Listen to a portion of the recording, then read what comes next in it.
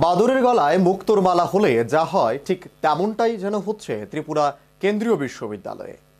চলবে দুর্নীতি, চলবে স্বজন পোষণ, অনিয়ম বেনিয়মের কোনো সীমা নেই। আর এই সকল দুর্নীতি ও বেনিয়মের নেক্সাসের বিরুদ্ধে আওয়াজ তুললেই নেমে আসা শুরু হয়েছে তথাকথিত শাস্তির খাড়া। ঠিক তেমনটাই ঘটল ত্রিপুরা কেন্দ্রীয় বিশ্ববিদ্যালয়ের রেজিস্ট্রার শানিত দেবরায়ের বিরুদ্ধে। শুরু থেকে ত্রিপুরা কেন্দ্রীয় বিশ্ববিদ্যালয় যেন দুর্নীতি আর বেনিয়মের আঁতুড়ঘর। প্রাক্তন এক উপাচার্য ক্ষমতায় থাকাকালীন অবস্থায় সিপিএফ থেকে জিপিএফ এ নিজের ও নিজের স্ত্রীর পাওনা গন্ডা অবৈধভাবে ট্রান্সফার করিয়ে নিয়েছিলেন।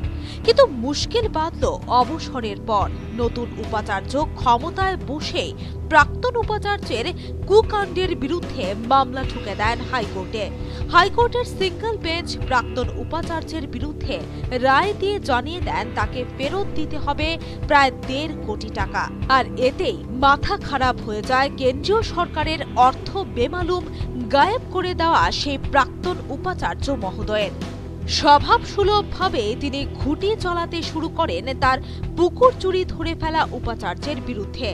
তার বিরুদ্ধে শুরু হয় ভয়ঙ্কর ষড়যন্ত্র।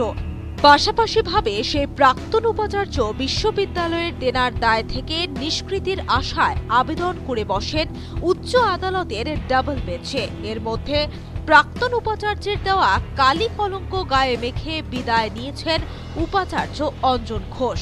উপাচার্য হিসেবে দায়িত্ব নেন বিজয় কুমার লক্ষ্মীকান্ত থারুরকার। কিন্তু সেই প্রাক্তন উপাচার্যর সাথে গোপন যোগ সাজেশে বর্তমান উপাচার্য থারুরকার ডাবল বেঞ্চে চূড়ান্ত মামলার মাত্র 4 দিন আগে মানব সম্পদ উন্নয়ন মন্ত্রকের নিযুক্ত করা ত্রিপুরার বিশ্ববিদ্যালয়ের জন্য উকিল বিকাশ ভট্টাচার্যকে সরিয়ে দেওয়ার নির্দেশ দেন। কিন্তু তৎকালীন রেজিস্ট্রার শানিত দেবরায় ও ফিনান্স অফিসারের তৎপরতায় এমএইচআরডি বর্তমান উপাচার্যের নির্দেশকে বাতিল করে দেন।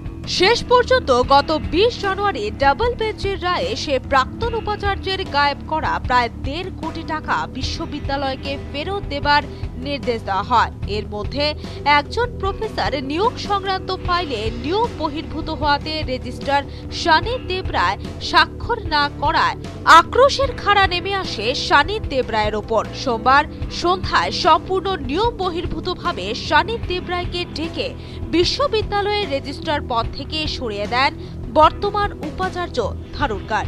এ নিয়ে ত্রিপুরা কেন্দ্রীয় বিশ্ববিদ্যালয়ের অভ্যন্তরে ক্ষোভের আগুন ফুঁসছে। বিশ্ববিদ্যালয়ের অভ্যন্তরে দুর্নীতি ও অনিয়ম নিয়ে আজ শুধুমাত্র প্রথম পর্ব সম্প্রচারিত হলো। বিশ্ববিদ্যালয়ের মতো এত সম্মানজনক প্রতিষ্ঠানে এহেন দুর্নীতি, স্বজন পোষণ, বেনিয়মের বহর দেখে হতবাক রাজ্যবাসী। এ যেন বাদুড়ের গলায় মুক্তোর মালার মতো। Bureau report, news vanguard.